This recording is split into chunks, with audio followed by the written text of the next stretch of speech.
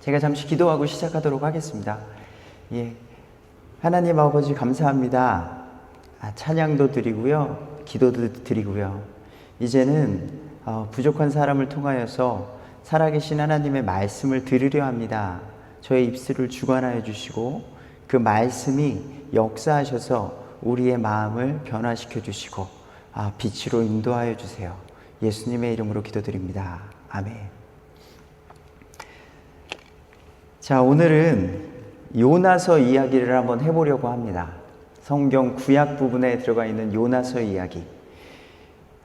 3장 2절의 말씀에 이런 말이 있습니다. 일어나 저 큰 성읍 니느웨로 가서 내가 너에게 명령한 바를 그들에게 선포하라 하신지라. 자, 요나라는 대언자가 있었고요. 그 대언자는 하나님의 말씀을 받들어서 아스루의 수도 니느웨라는 곳으로 가게 되는 명령을 받게 되는 이야기입니다. 지금으로부터 2800년 전에 있었던 북이스라엘을 배경으로 한 이야기거든요.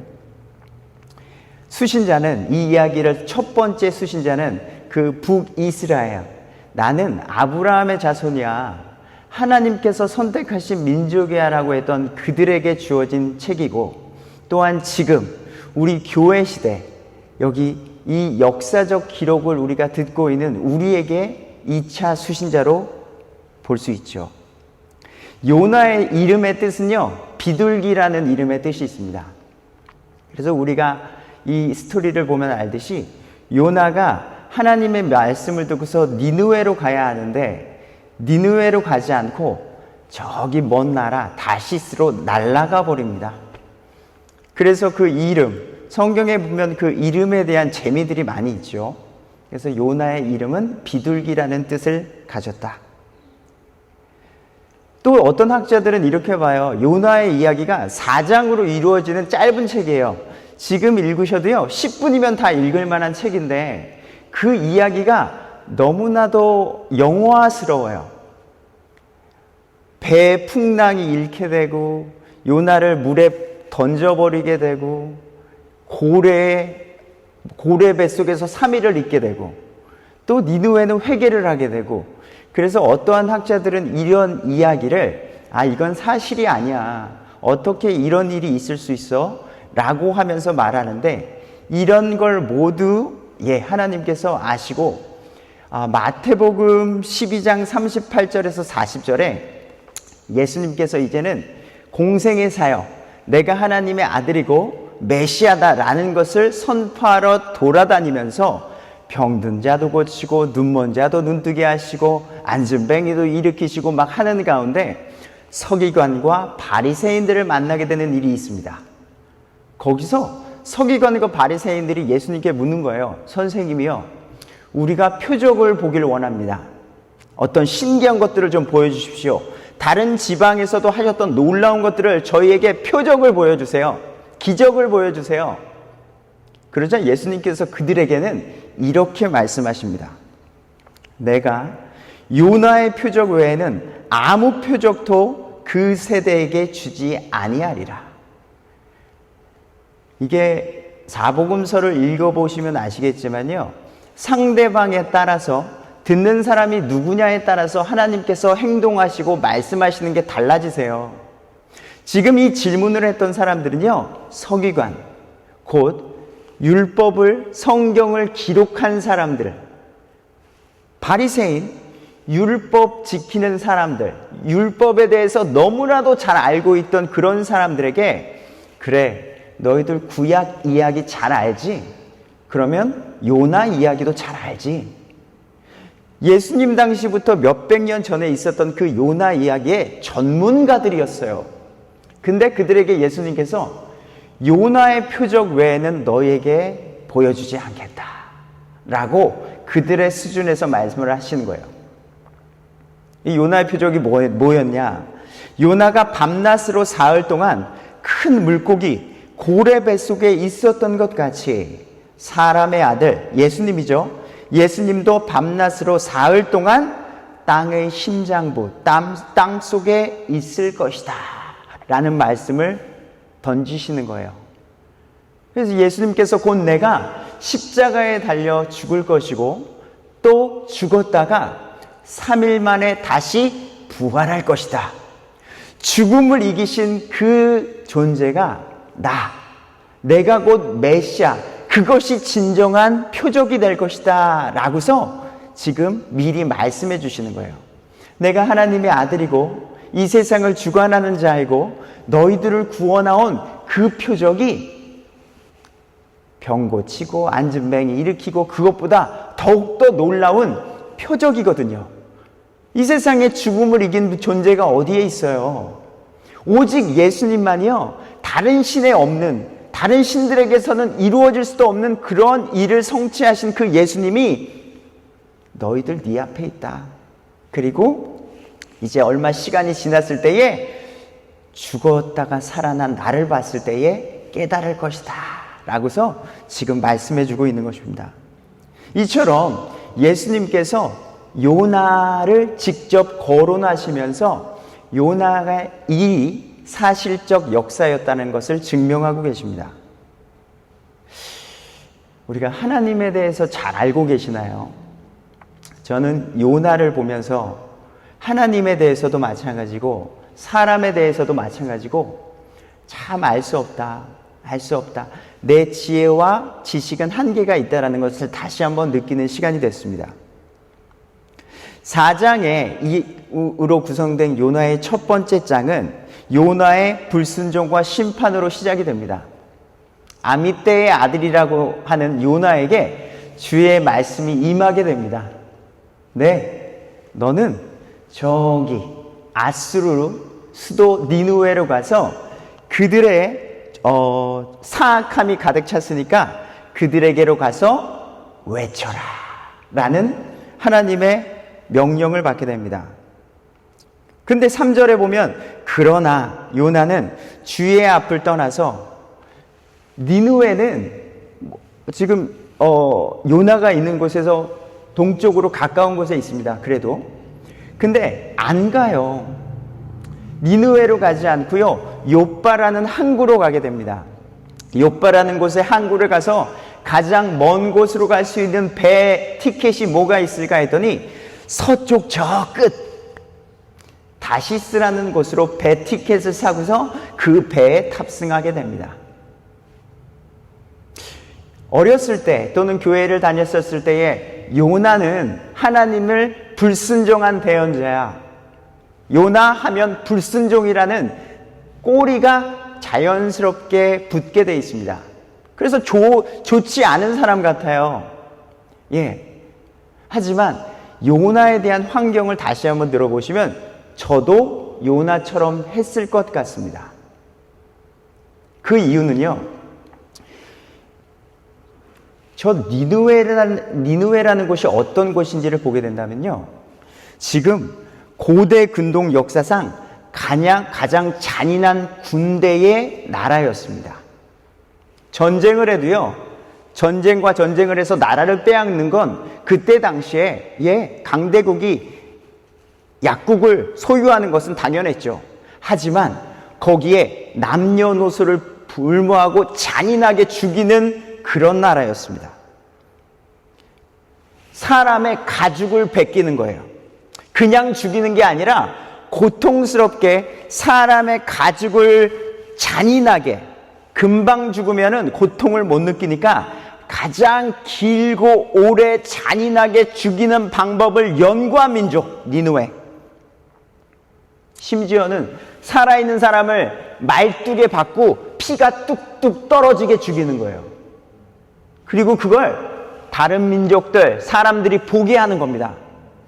여기 가장 잘 보이는 곳에 사람을 죽창으로 꽂아서 매달아서 비참하게 죽어가는 것을 눈으로 보게 하고 그들을 덜덜덜 떨게 하는 그런 민족이 니느웨라는 곳이었다는 거죠. 그리고 죽은 사람은요, 해골을 가져다가 탑을 쌓는 거예요. 이렇게 죽게 될 것이고 우리에게 반항하는 민족들은 이렇게 해골로 탑을 쌓게 될 것이다. 수많은 잔인한 일을 행했던 그런 민족이 니느웨였다고요. 게다가 역사적으로 지금 요나가 있는 이스라엘, 북이스라엘은요, 몇십 년 뒤에 지금 이 아시리아에 의해서 멸망하게 됩니다. 정치적으로 봤을 때 요나는 지금 저 나라는요, 한국과 북한과 같은 그런 곳이었다라니까요. 언제 쳐들어올지 모르고, 언제 우리를 공격할지 모르고, 언제 우리의 자유를 빼앗을지 모르고, 저렇게 우리를 죽창으로 찌르고 해골로 만들지 모르는 그런 나라가 니느웨였다고요. 근데 어느 날 하나님이, 내가 믿는 하나님이 거기 가서 하나님 말씀 전하래요. 쉽게 예스라고 하실 수 있겠습니까? 저는 쉽지 않을 것 같다고요. 그래서 요나를 저는 쉽게 비난하지 못할 것 같더라고요. 저 멀리 도망간 요나가 이해가 되는 거예요.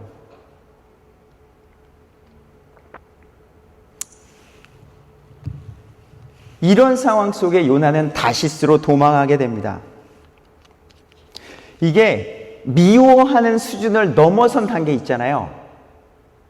어느 정도, 저 사람은 좀 말을 너무 거칠게 해.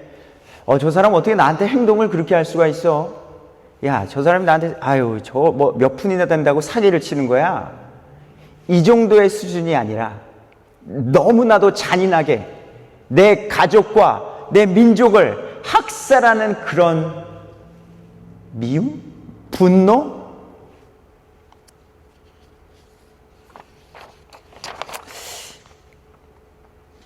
결국에는요,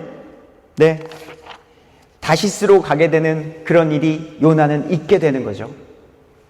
그런데 1장 4절에 하나님의 계획하심은 계속해서 이루어지고 있습니다. 그러나 주께서 큰 바람을 바다로 보내심에 강력한 폭풍으로 배가 거의 부서지게 될 지경에 오르게 되는 겁니다. 그러자 선원들이 두려워서 저마다 자기 신께 기도하기를 시작합니다. 극단적인 어려움에 처했을 때, 내가 여기서 죽는구나 라고 했을 때에 사람의 어떤 진정한 마음이 드러나게 돼 있죠. 자기들이 믿는 신에게 살려주세요, 살려주세요. 내가 과거에 무슨 죄를 졌던가요? 저 착하게 살았는데 왜 나에게 이런 고난을 주시나요? 하나님께, 각자 믿는 신에게도 기도하고 자기가 살 수 있는 모든 방법, 배에 있는 무거운 짐을 바다로 던지기 시작하고 있습니다. 그런 가운데 요나는 저 배 밑에서 잠을 자고 있다고 성경은 기록하고 있습니다. 선장은 잠을 자고 있는 요나를 깨워서 지금 뭐 하고 있는 건가요? 일어나세요, 일어나세요.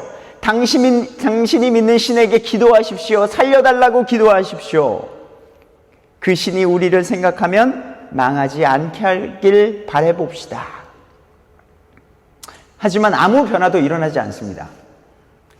새로운 아이디어들이 떠오르게 됐습니다. 배에 있는 사람들이 모이게 됐습니다. 지금 우리 안에 어느 누군가가 어떤 자기가 믿는 신에게 옳지 못한 일을 해서 죄를 진 것 같습니다. 그 사람을 뽑아볼까요? 제비 뽑기를 시작했고 놀랍게도 요나가 뽑히게 됩니다. 그리고 사람들은 이제 요나에게 묻습니다. 당신은 누구인가요? 왜 이 배를 탔지요? 어느 나라 사람인가요? 어디서 왔나요? 무슨 일로? 왜? 모든 걸 내려놓고 요나는 말해요. 근데 뒤로 가면 알지만 요나는 하나님을 생각보다 너무 잘 알고 있었습니다. 제가 이따 또 말씀드리도록 할게요. 그리고 이제는 그래, 역시 하나님, 내가 어쩔 수 없구만. 모든 걸 말합니다. 내가 믿는 하나님은요, 바다와 육지를 만드신, 이 세상을 창조하신 주 하늘의 하나님을 나는 믿습니다. 내가 하나님의 말씀을 어기고 지금 다시스로 가다가 이렇게 된 거니까요, 나 때문에 이런 문제가 생긴 것입니다 라고 말을 하는 거죠. 바다는 더욱더 사나워집니다. 사람들이 요나에게 묻습니다. 그러면 우리가 당신에게 어떻게 하여야 바다가 우리를 위해 잔잔해질까요? 요나는 답도 알고 있어요. 요나가 말하는 거예요. 요나가 나를 들어 바다에 던지세요. 그리하면 바다가 여러분들을 위해 잔잔해질 거예요. 나 때문에 하나님이 지금 이러시는 거거든요. 내가 불순종해서요. 나로 인해 이 큰 폭풍이 임한 줄을 내가 알아요. 그러니까 요나는요, 모르고 하는 게 아니에요. 모르고 하는 게. 그럼에도 불구하고요, 재미난 건 예수님을, 하나님이죠. 하나님을 믿는 요나는 불순종하고 있고요. 하나님을 믿지 않는 이 사람들은요, 그래도 요나를 살려보려고 노를 저어서 육지로 나아갑니다. 영차 어떻게 사람을 죽여? 영차 육지로 나아가려 보고 안간 힘을 쓰지만 하나님의 계획은 막을 수가 없죠. 바다가 움직이며 더 사나워짐으로 능히 하지 못하게 됩니다. 결국 사람들은 인간의 힘으로, 우리의 힘으로 할 수 없구나를 그때서야 느끼게 되죠. 요나도 이제는 느끼고 우리의 힘으로 할 수 없구나라는 상황을 하나님께서 그 배에 탄 모든 사람들에게 경험케 하시는 거예요. 내가 할 수 없구나. 결국 그 사람들은요, 아유, 저 불쌍한 요나, 그렇다고 내가 저 사람 때문에 죽을 수는 없잖아. 그렇잖아요. 나도 또 내 인생대로 살아야 되니까 어쩔 수 없이 요나를 바다로 던지는 일이 있게 됩니다. 그러면서 사람들은 이 사건을 통해서 요나를 들어 바다에 던지니 바다가 격렬히 뛰놀기를 그치매. 이 이야기를 통해서 배 위에 타던 사람들은 하나님이 진짜 신이구나. 내가 믿는 신들은 잡신이었구나. 정말 살아계신 그 하나님을 경험하며 서원하는 일이 있게 됩니다. 하나님을 두려워하는 일이 있게 되는 거죠. 그리고 성경은 이제 물에 빠진 요나에게 포커스가 좀 맞춰집니다. 주께서 이미 큰 물고기를 예비하사 요나를 삼키게 하시고 요나가 밤낮으로 사흘 동안 그 물고기 뱃속에 있었더라. 이게 1장의 이야기입니다. 요나는 뱃속으로 들어가서 죽음과 같은 일을 겪게 되는 거죠. 2장에서 요나는 그래, 끝났다. 재미난 거예요. 이제는 죽게 된 거잖아요. 물고기 뱃속에 들어가고 죽게 됐는데 오히려 니느웨로 가지 않은 것에 대해서 후회를 하지 않습니다. 누군가를 진정으로 저주하고 죽일 만큼 미워하신 경험이 있으시다면 공감하실 겁니다. 저는 다행히도 그런 일은 없는데, 하지만 요나는 뱃속에서 그래도 나를 구원해 주신 그 구원을 감사의 기도를 드립니다. 그래요, 하나님, 내가 불순종하죠. 그래도 하나님, 저 하나님 뜻 가운데 살려고 열심히 노력했습니다. 제가 다양한 경험도 해보고 어려움도 처해봤지만 그래도 구원해 주신 하나님 감사합니다.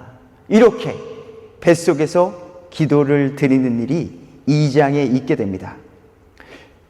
간단히 말하면 이렇게 기도합니다. 내가 주의 눈앞에서 쫓겨났을지라도 다시 주의 거룩한 전을 내가 바라봅니다.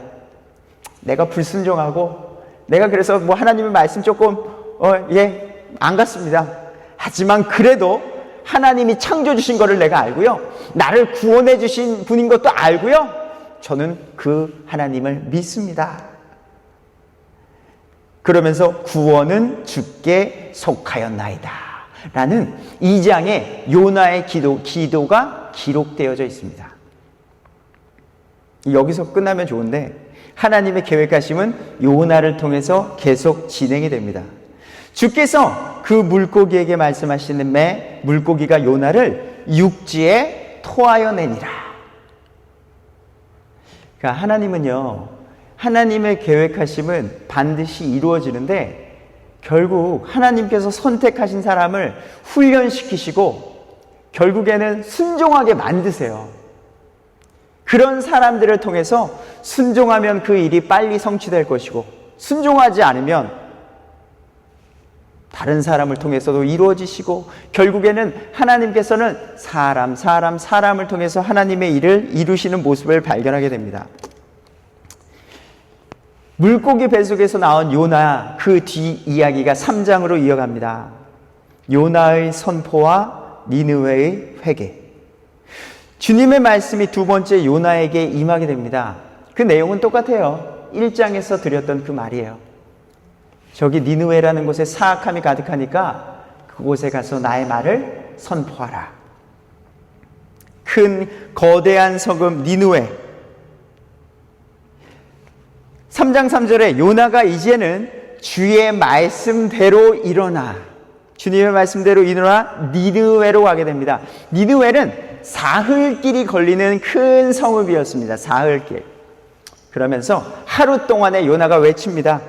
하루 동안 다니며 외치되 이제 40일이 지나면 니느웨가 무너지리라. 하루 동안 다니면서 40일이 지나면 니느웨가 무너지리라. 근데 뒤에 내용 보시면 알겠지만요, 정말 하기 싫었습니다. 내가 미워하는 사람 얼굴 보고 싶으세요? 적당히 미워하는 게 아니라 내 가족을 죽이고 내 할아버지를 죽이고 잔인하게 죽인 그들. 근데 거기를 돌아다니면서 거기에 둘러싸여서 나도 언제 죽을지 모르는 그러한 어려움 속에서 요나는 그런 순종의 행위를 하루 동안 하고 다니는 거예요. 근데 또 영화 같은 일이 벌어지는 게, 그 니느웨 백성이 그걸 듣고 회개를 하는 거예요. 어떤 마음의 심정이 있었는지, 야, 그래, 저거 죽창으로 사람을 저렇게 죽이고 가죽을 벗기고 저거 해골 저게 솔직히 사람이 할 짓이냐. 이게 하나님을 믿기 전에 우리가 사람이잖아요. 아름다운 것을 보고 싶고 깨끗한 것을 보고 싶고, 그곳에도 어린아이와 아기, 여인들이 있었을 텐데, 야, 우리 니느웨가 이게 어쩌다 또 이렇게까지 됐냐. 다양한 감정의 변화가 있었는지 모르겠습니다.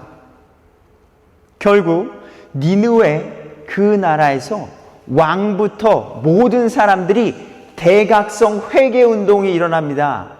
굵은 베옷을 입고요, 좋은 옷들을 다 버리고요, 심지어는 동물들까지도 먹는 것과 마시는 것을 금하고 회개하는 일이 있게 되는 거예요.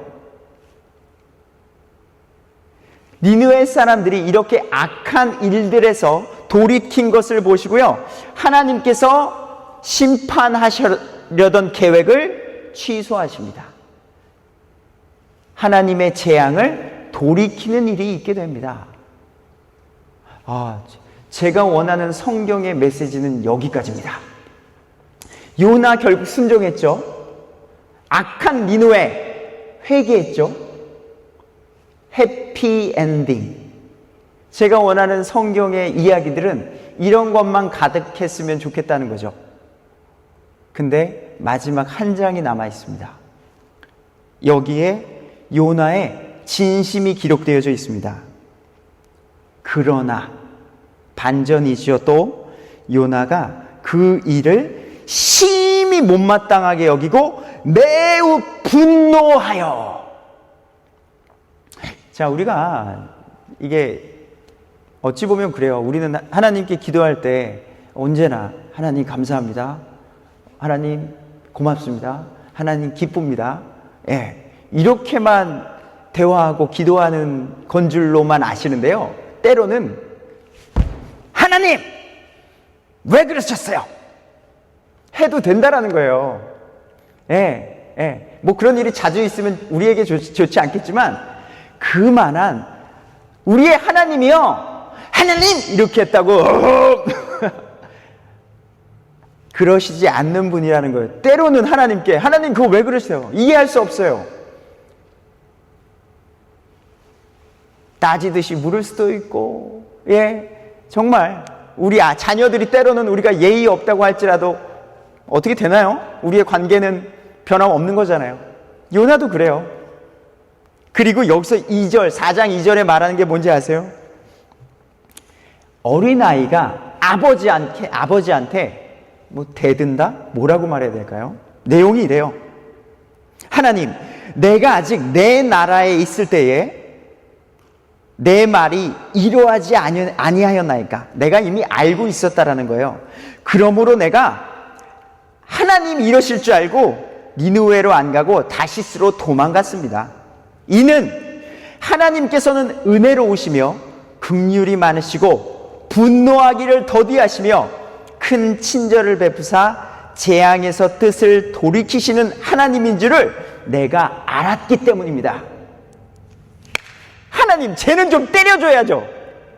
쟤는 때려주고 말려 죽이고 아주 그냥 그래야지 왜 걔한테 가가지고 힘들었어? 아이고 고생했네. 앞으로 그러지 말아야지.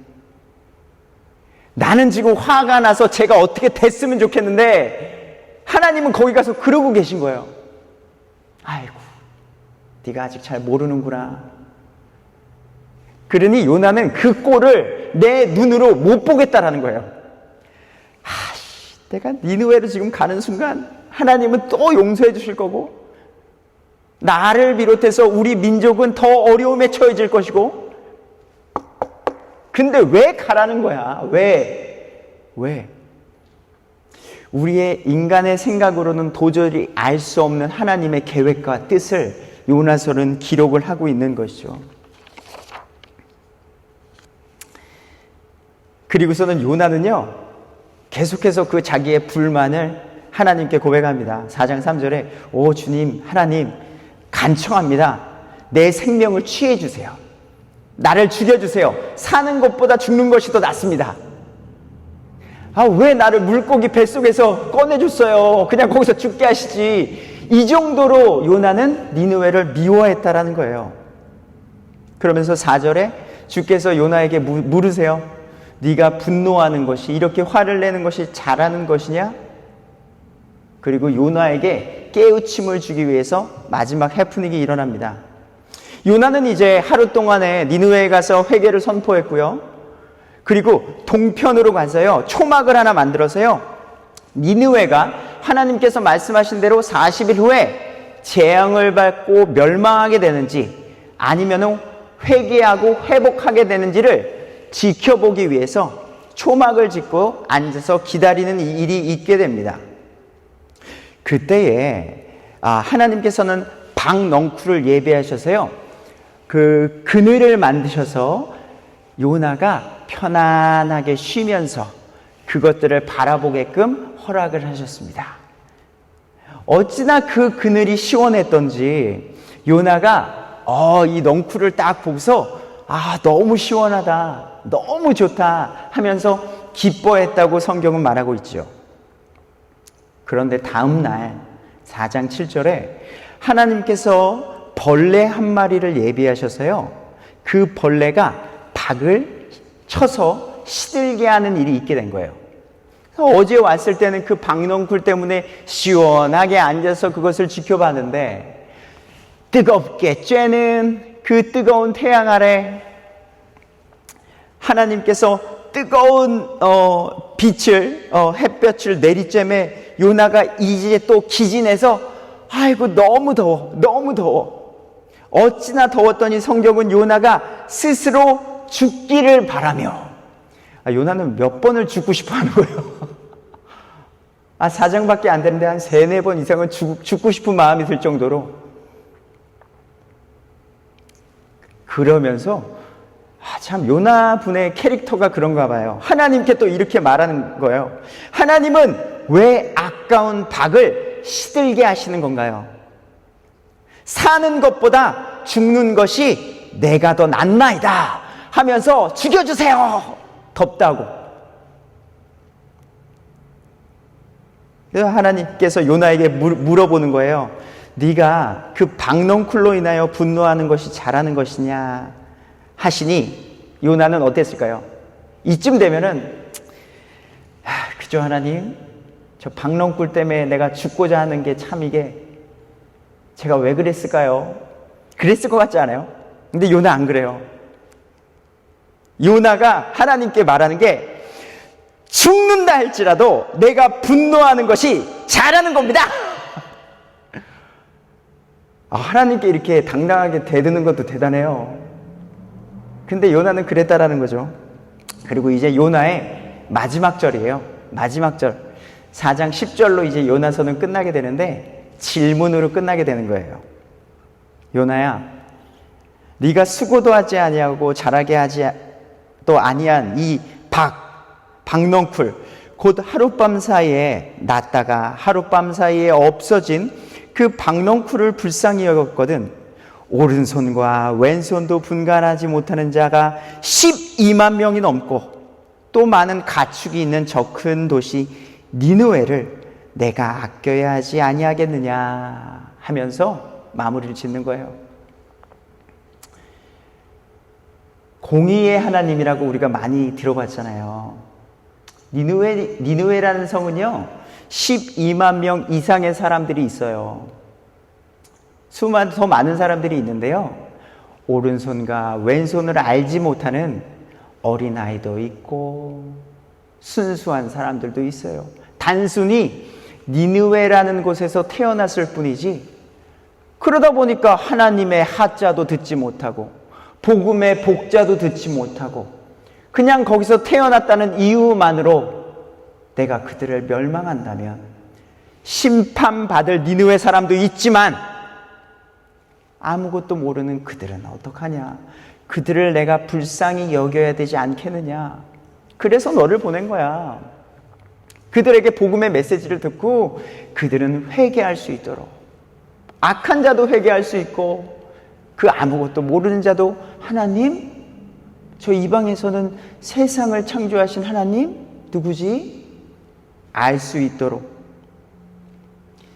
공의의 하나님. 그래서 저 북한도 마찬가지 아닐까요? 그 북한을 장악하고 있는 나쁜 사람들은 저는 죽었으면 좋겠습니다.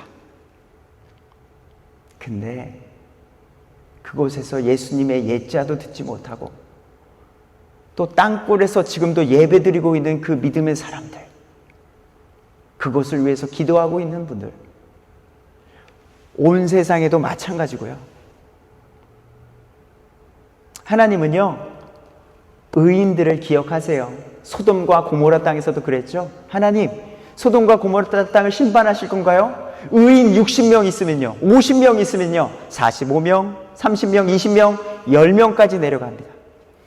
의인 10명만 있어도 내가 심판하지 않을 거야.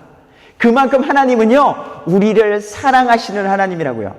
우리는 개인마다 차이가 있겠지만 선이 있을 겁니다. 어느 정도 나에게 공격적으로 다가오는 사람은 좀 무례하네, 조금 더 넘어, 이 사람 더 넘어온다, 싸워, 더 넘어와, 죽여. 근데요 우리가 믿는 하나님은 우리가 생각하는 그 영역에 벗어난 공의의 하나님, 긍휼의 하나님, 전지전능하신 그 하나님을 우리가 믿고 있는 겁니다. 그래서 우리도 용서받을 수 있는 거고요. 그런 하나님께 감사하고, 우리가 부족하고 연약하고 죄인이지만 우리가 언제나 하나님께 나올 수 있고, 요나처럼 때로는 하나님 왜 그러셨어요? 해도 되고, 우리가 그 하나님을 믿는 믿음 안에서 오늘도 평안함을 누리면서 살아가는 우리가 됐으면 좋겠습니다. 기도하고 마치겠습니다. 하나님 아버지, 하나님의 사랑이 크시기에 저희가 구원받았지요. 내가 미워하는 사람이 정말로 어떻게 됐으면 좋겠다는 마음이 들 때도 있죠. 그만큼 우리는 연약하죠. 하나님, 이 연약함을 주님 앞에 내려놓고 우리를 구원하신 그 하나님만을 찬양하고 감사하며 살아가는 우리 모두가 되도록 인도해 주십시오. 7월의 시작입니다. 우리 7월도 가정과 일터와 우리 학교와 모든 곳곳에서 예수님을 믿는 그리스도인으로서 또 온전히 살아갈 수 있도록 힘을 주세요. 감사하며 예수님의 이름으로 기도합니다. 아멘.